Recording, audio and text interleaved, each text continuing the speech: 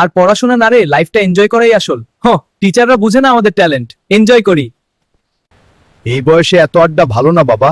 আরে কাকা, আমরা স্মার্ট। এই গলিটা ধরলে তাড়াতাড়ি পৌঁছাবো। চল, লাইফে রিস্ক না নিলে কি হয়। এই ফোনটা ধরে রাখিস, আমি এখনই আসছি। ঠিক আছে এই ফোনটা কার? স্যার, আমরা জানি না। একটা ভুলে সব শেষ হয়ে গেল। বিশ্বাসটা ভেঙে দিলি রে। তোদের জন্যই তো এত কষ্ট। ভাগ্য ভালো, সত্য বের হয়েছে, কিন্তু সবসময় এমন হয় না।